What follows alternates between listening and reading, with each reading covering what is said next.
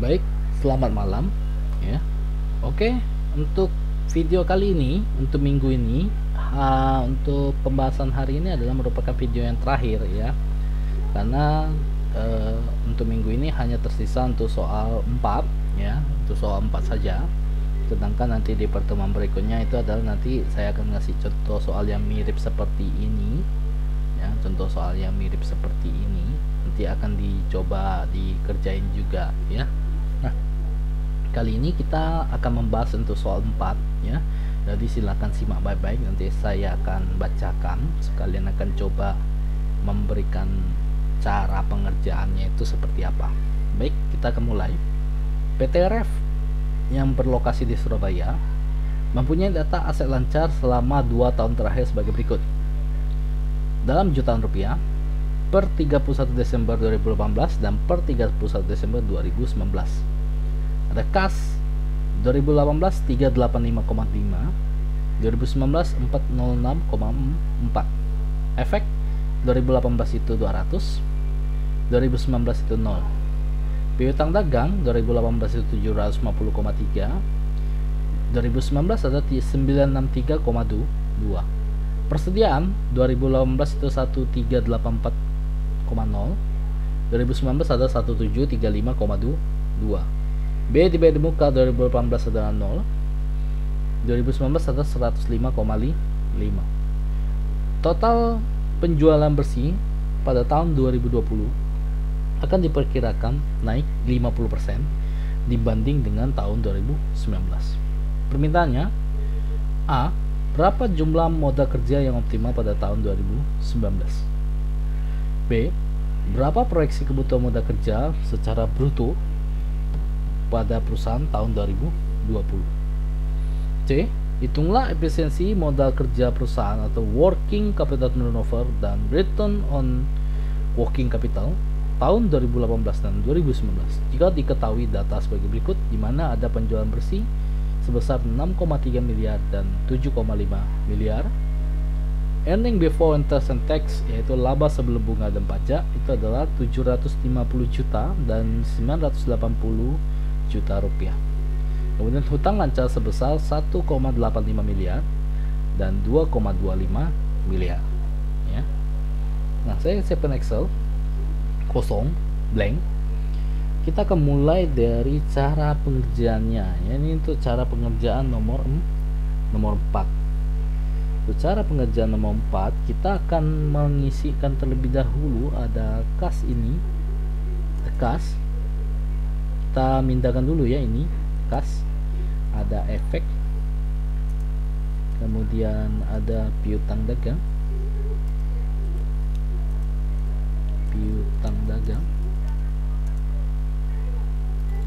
kemudian ada persediaan, ada biaya dibayar di muka ya. Jadi ada seperti ini. Kita akan masukkan rumusnya adalah sales dibagi dengan average kas ya. Jadi kayak gini ya, sales average kas ya. Jadi kayak gini. Kemudian saya kasih spasi nih biar ada enak. Ini agak kasih spasi aja, harusnya angka 2 berenak ya. Nah, kita akan bagi. Kemudian ini ada efek ya, average effect ya. Ini kita average piutang dagang ya, kita besar biar keren. Oke. Kemudian ini ada persediaan, kemudian ini ada biaya dibayar di muka. Oke, kayak gini ya. Jadi ada data seperti ini saya kecilin aja ya. Kemudian nanti ada hasil perhitungan seperti ini ya. Oke ya. Nah, untuk salesnya, karena kan kita yang diminta itu adalah 2019 ya, yang diminta itu 2019, kita akan masukkan nilai 7,5 miliar. Berarti adalah 7.500 ya. Jadi ya, untuk semuanya sales itu sama 7.500 ya. Jadi untuk average kas, rata-rata kas ini kita ngambilnya dari soal ya, ini tambah ini bagi dua ya. Jadi 385,5 tambah 406,4. Bentar ya, ini saya lupa masih kasih kurung, ini harus dikasih kurung, bagi 2 ya. Jadi akan dapat hasilnya adalah ini ya. Hasilnya ini ya. Jadi awal tambah akhir bagi 2 ya. 2018 tambah 2019 bagi 2. Nah, bagaimana dengan efek? Efek itu 2018-nya ada, 2019-nya nggak ada. Jadi kita gimana masukinnya? Apakah 200 bagi 0? 200 tambah 0 ya, bagi 2. Kalau untuk kali ini ya, untuk ini kita akan cukup begini aja. Ya. 200 sesuai dengan ini. Ya. Berarti untuk yang biaya di bed muka juga sama. Ini ada 105. Ya. Ini 105,5 ya. 105,5 kayak gini ya. Jadi untuk average piutang dagang itu sama dengan nih 750 buka kurung 750,3 ditambah 963,2 bagi 2 ya. Jadi 750,3 ditambah 963,2 bagi 2. Untuk yang persediaan ya, persediaan juga sama. 2018-nya adalah 1384,0 ya, ditambah dengan 1735,2 ya, tutup kurung. Jadi 2018 ditambah 2019 bagi 2, hasilnya adalah ini. Setelah itu kita akan menghitung sales dibagi dengan average masing-masing ya.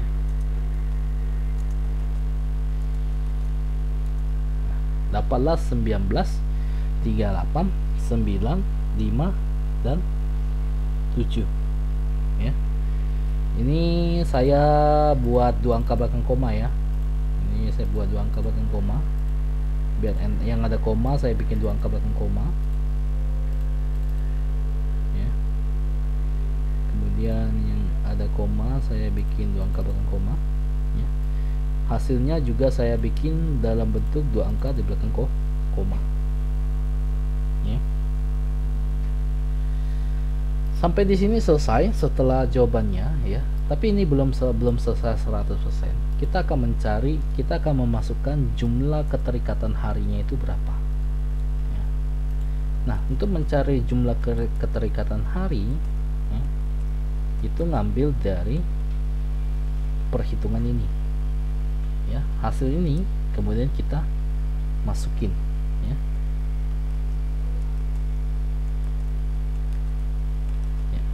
Jadi hasil yang telah dibagi ini kita akan masukkan sebagai penyebut, kemudian akan kita coba bagi ya. Kita coba bagi ya. Kita coba bagi 360 hari dibagi dengan ini ya, dibagi ya. Maka hasilnya adalah kita pakai 2 angka belakang koma ya.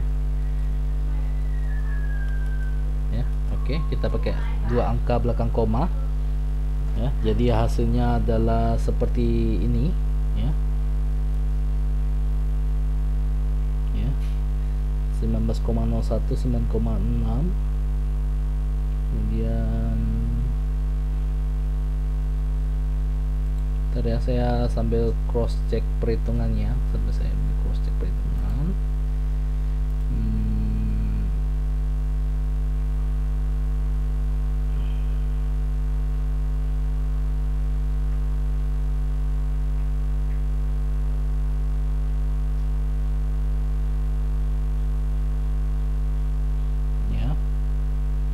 Oke. Jadi hasilnya adalah seperti ini ya. Hasilnya adalah seperti ini. Setelah itu akan kita jumlahkan saja. Ini saya cuman cross sambil saya membuat, sambil saya meng-cross check. Ini adalah 149,65 hari ya. Ini adalah jumlah keterikatan modal kerja ya. Jumlah keterikatan modal kerja ya. Kemudian kita akan hitung berapa untuk jumlah keterikatan modal kerjanya berdasarkan untuk proses ini adalah memakan waktu sampai 149,65 hari. Itu kita hitung aja 360 hari ya, 360 hari dibagi dengan hari ini ya. Maka kita akan lihat perputarannya itu adalah 2,41 kali ya, kali ini 2,41 kali ya. Jadi seperti ini ya, saya perkecil sedikit biar nampak. Ini seperti ini ya. Jadi untuk mendapatkan jumlah keterikatan modal kerjanya itu adalah sebanyak 241 kali dalam satu periode ya. Maka kita akan masukkan di sini. Maka kita akan coba masukkan di sini. Jika sales 2018 ya. Sales 2019 ya. Kita lihat sales 2019 itu adalah jatuh karena kan kita perlu ngitung A nih, jumlah modal kerja yang optimal tahun 2019 ya. Jadi kita itu dapat 7 miliar 500 juta ya, 7 miliar ya.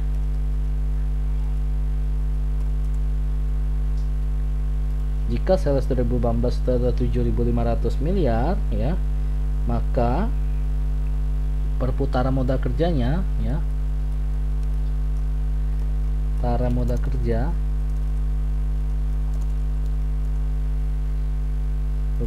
kerjanya itu didapat dari 7.500 miliar dibagi dengan 2,41 kali, dapatlah perputarannya itu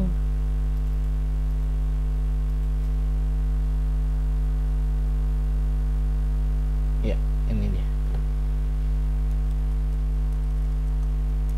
Ini jawabannya A ya. Ini jawaban yang A. Sampai di sini ini adalah jawaban yang A. Dapat perputaran modal kerjanya yang modal kerja optimal itu ada 3 miliar 117,8 miliar ya.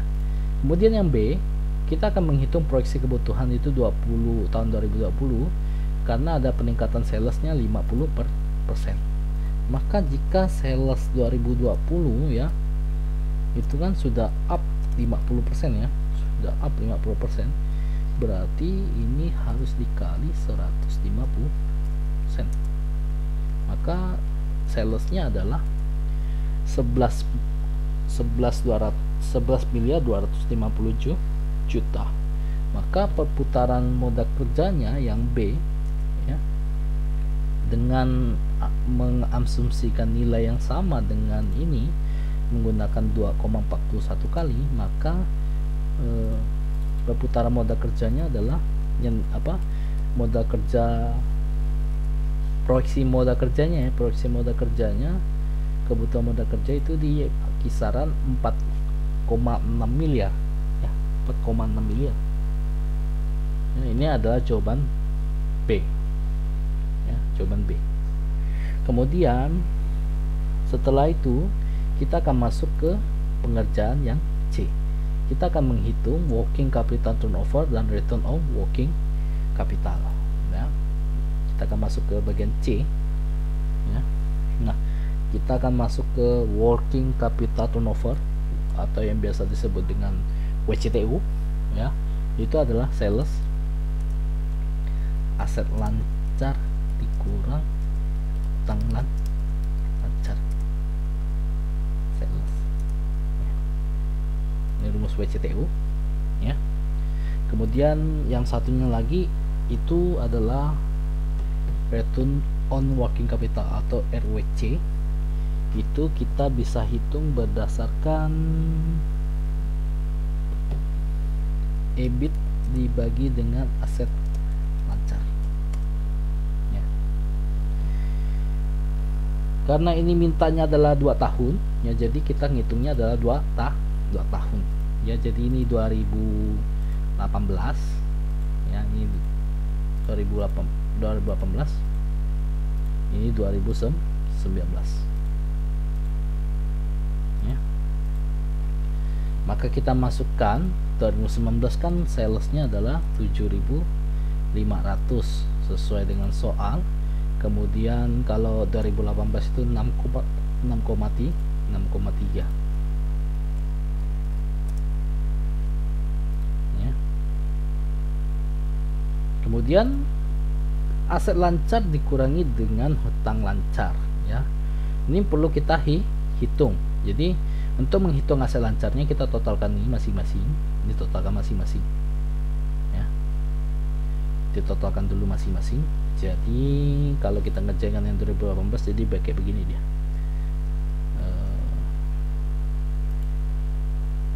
385,5 bentar ya. 385,5 tambah 200 tambah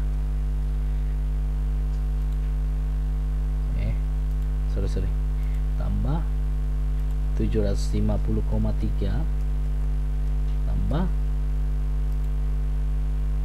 1384 ya, 1384 ya.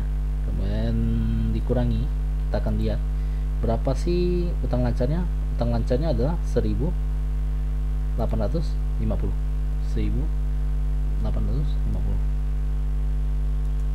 Jadi hasilnya adalah 869,8.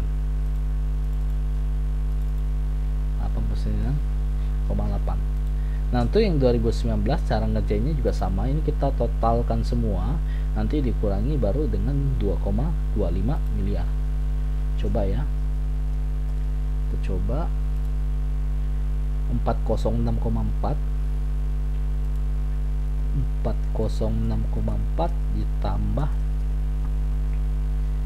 ditambah 0 ya, 0 ya, saya lewatin, tambah 963,2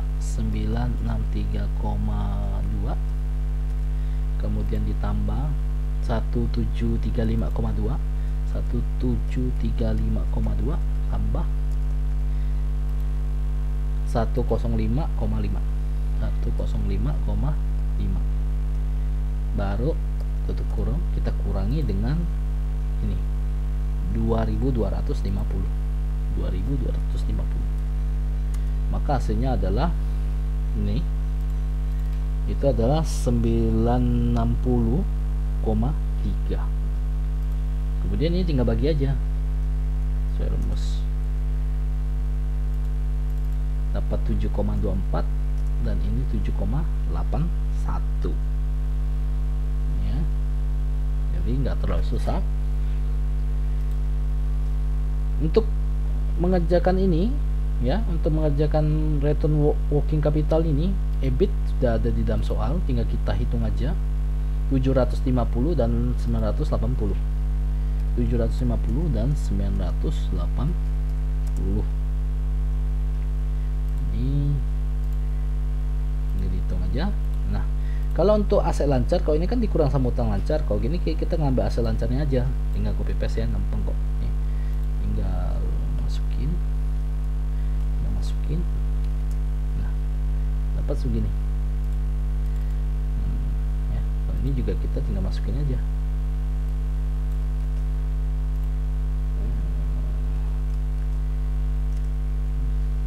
Jadi nggak begitu susah ya.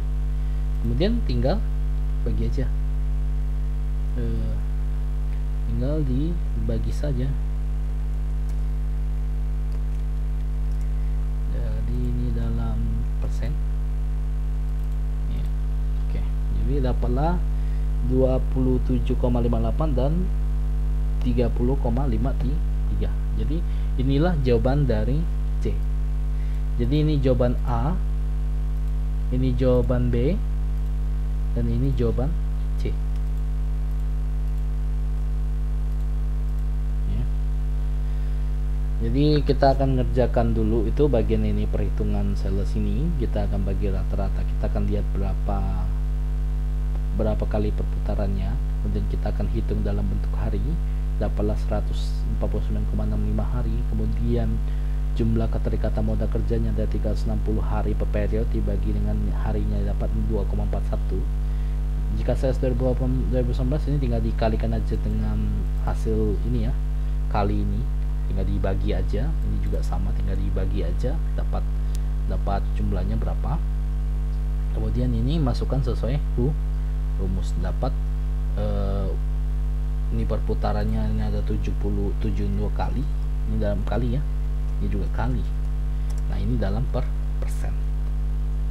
Oke, ini sampai di sini dulu pembahasan untuk video soal nomor 4 ya. Jikalau ada yang kurang jelas, nanti seperti biasa bisa didiskusikan di forum Google Classroom seperti biasa. Baik, terima kasih. Saya akhiri dulu sampai di sini. Selamat malam.